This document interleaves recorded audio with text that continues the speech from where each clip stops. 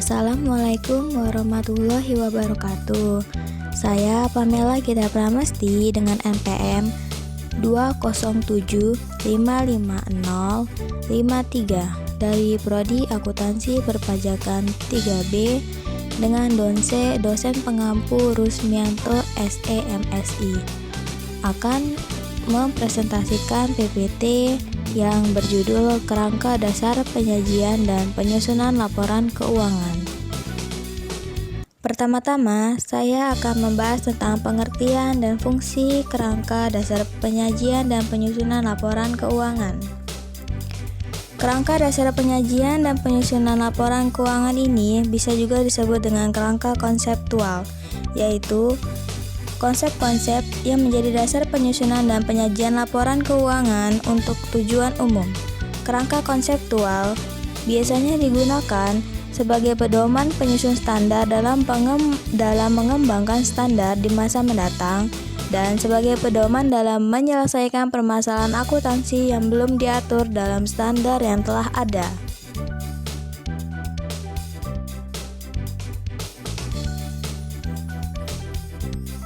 Kerangka konseptual menurut PSAK terdiri atas penggunaan laporan, tujuan laporan keuangan, asumsi dasar, karakteristik kualitatif, konsep pengakuan dan pengukuran konsep keuangan, serta konsep pemeliharaan modal.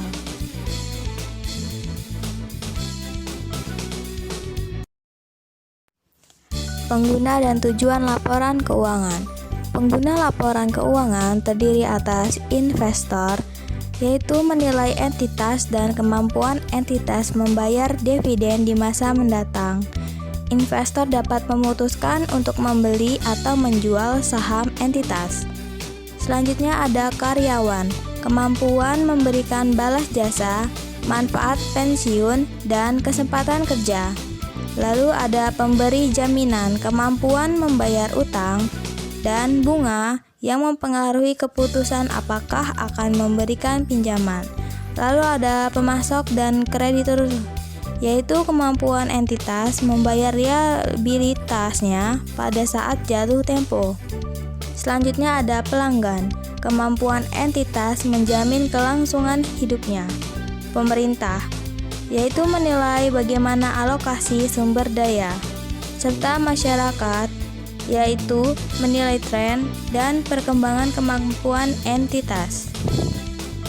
Sedangkan tujuan laporan keuangan menurut kerangka konseptual IFRS, tujuan laporan keuangan adalah menyediakan informasi yang menyangkut posisi keuangan, kinerja, serta perubahan posisi keuangan yang bermanfaat bagi sebagian besar pemakai dalam pengambilan keputusan ekonomi. Asumsi dalam penyusunan laporan keuangan. Asumsi dalam penyusunan laporan keuangan digunakan sebagai konsep dasar yang melandasi penyusunan laporan keuangan, atau bisa disebut sebagai kelangsungan usaha mengasumsikan bahwa entitas akan melanjutkan usahanya di masa depan. Basis akrual merupakan asumsi yang mendasari penyusunan laporan keuangan ini.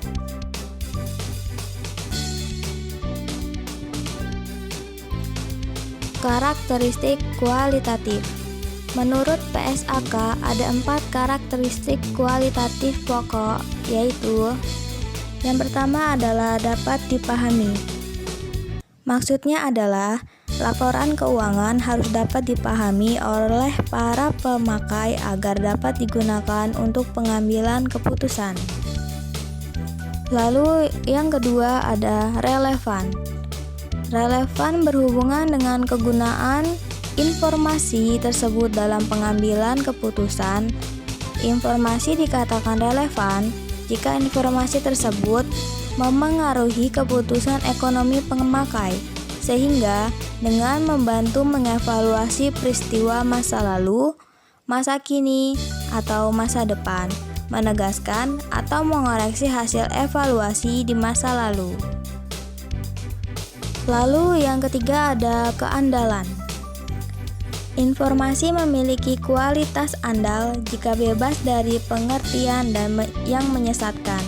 kesalahan material, dan dapat diandalkan pemakainya sebagai penyajian yang tulus atau jujur dari yang seharusnya disajikan atau yang secara wajar diharapkan dapat disajikan. Dan yang terakhir adalah dapat dibandingkan. Untuk dapat menganalisis tren kinerja entitas dalam melihat posisi entitas dalam lingkungan usaha, pemakai perlu membandingkan laporan keuangan entitas antar periode dan membandingkannya dengan entitas yang lain.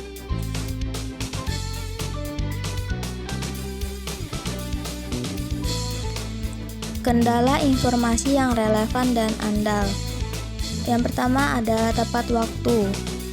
Informasi yang disajikan terlambat akan menyebabkan informasi tersebut kehilangan relevansinya. Dalam mencapai keseimbangan antara relevansi dan keandalan, kebutuhan informasi bagi pengambil keputusan merupakan pertimbangan yang menentukan. Selanjutnya ada keseimbangan antara biaya dan manfaat. Keseimbangan antara biaya dan manfaat lebih merupakan kendala terbesar atau pervasif dari karakteristik kualitatif. Karena manfaat yang dihasilkan informasi harus melebihi biaya penyusunannya, serta biaya tersebut juga tidak perlu harus dipikul oleh pemakai informasi yang menikmati manfaat. Karena manfaat mungkin juga dinikmati oleh pemakai lain di samping mereka yang menjadi tujuan penggunaan informasi. Selanjutnya adalah tujuan keseimbangan di antara karakteristik kualitatif.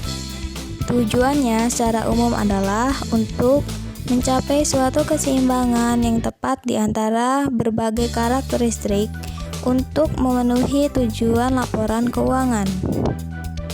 Penyajian dalam laporan posisi keuangan dan laporan laba rugi komprehensif memerlukan proses subklasifikasi lebih detail tergantung kebutuhan pengguna dalam pengambilan keputusan. Unsur laporan keuangan terdapat dua unsur, yaitu dalam posisi keuangan dan kinerja. Di dalam posisi keuangan ada aset, liabilitas, dan ekuitas. Aset dalam posisi keuangan adalah sumber daya yang dikuasai oleh entitas sebagai akibat dari peristiwa masa lalu dan dari mana manfaat ekonomi di masa depan diharapkan akan diperoleh entitas.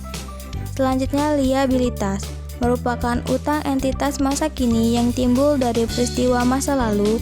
Penyelesaiannya diharapkan mengakibatkan arus keluar dari sumber daya entitas yang mengandung manfaat ekonomi.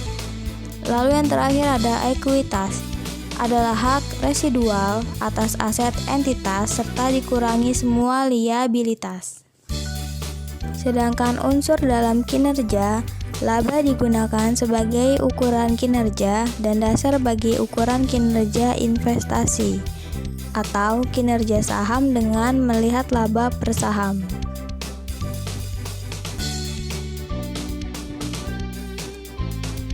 Selanjutnya ada pengakuan unsur laporan keuangan.